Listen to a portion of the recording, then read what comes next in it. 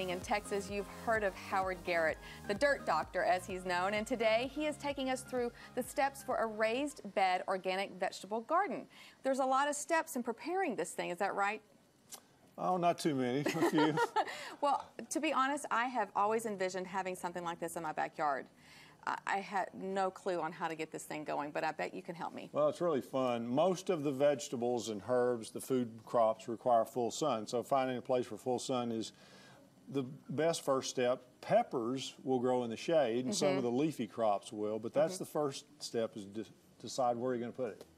I have part shade and I have part sunlight, so I think I have a place in mind already. So what's step one? Determining where you will be growing your veggies, and like you said, sunlight's always better. Just simple as that. Okay, step two? Step two is decide what you're going to make the bed out of, what size it's going to be. The perfect size is 4 feet wide and any length that you want, because you can work 2 feet from each side without walking in the bed.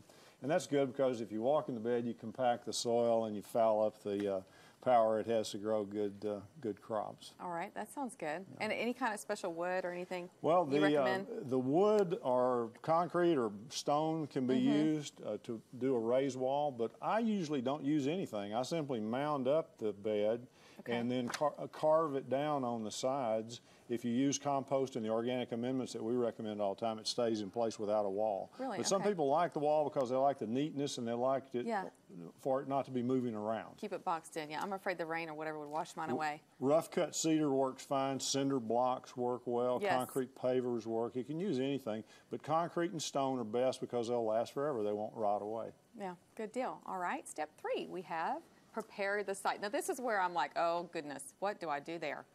Well, a lot of people still recommend and use peat moss and synthetic fertilizers, and I don't. Peat moss is not good for biological activity. We like compost instead. So we use compost, rock materials like lava sand and Texas green sand and granite, and then some sugar, dry molasses and cornmeal. We mix all that into the existing native soil. Okay. I think the native soil is an important part of the bed preparation. Some people just bring in all new material and put it above the native soil, and it forms kind of a layering effect. Mix it into the native soil, then you're going to be ready to plant So do you need to come in almost like with a till and really get all that ground up You good? can use a tiller or just a turning fork. I do it with a turning fork because a tiller tends to, as it's doing its turning, most people run it at the same level and it glazes the area where the bottom of the tines are. If you use a tiller, kind of go up and down, but with a turning fork, it's better exercise and you get a rougher surface, which is good. I gotcha. All right, step four. Purchase materials. Okay, like we talked about the wood and the cinder blocks. Whichever one that you want to use is fine. And the size again was 4 foot by? The best width is 4 feet, and some people like 8 feet so they can cross without walking a long way. So 4 by 8 may be perfect, but I think the most important dimension is the width, 4 feet, so you can work 2 feet on both sides. Okay, gotcha. Step five. Well, I guess this maybe is not related to growing things, but it's very important. You want walkways that aren't muddy, and you can use when it's raining or after it's rained, and the best material of all is free. It's from the tree care companies, and it's shredded tree trimmings. After they've trimmed your trees and ground it up, get them to leave it on your site. Okay. It's free that way, and it's the best mulch of all. You can walk on it. It improves the soil under it. You don't put plastic under it. You just put a thick layer, maybe 4 inches, 3 to 4 inches of the shredded tree trimmings, native tree trimmings. All right, that's good to know.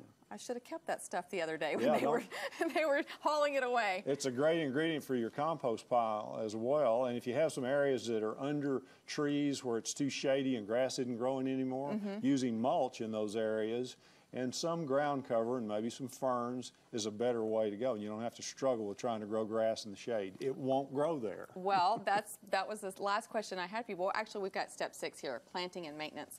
Well, just putting the plants in is the next step, and the tip here that's the most important, when you plant transplants, dip them in water. use a bucket or a wash tub or something, dip the root system in water, have the root ball sopping wet before it goes into the moist soil. You'll never lose a plant if you do that. Really? Like on all, like potted plants as well? Any kind of ornamental plants, food crops, vegetables, herbs, it doesn't matter. If you put a little of the Garrett juice mixture, compost tea, vinegar, molasses, and seaweed in the water, and you treat the roots with that as well, that's even better. Okay, good to know. All right, well, thank you so much. Are we is that it? Steps? Are we done with our steps, Howard? Next step is enjoy your food. How about TLC? Next step is enjoy the food crops. Enjoy the food, talk to your babies, pray for rain. Thank you, Howard.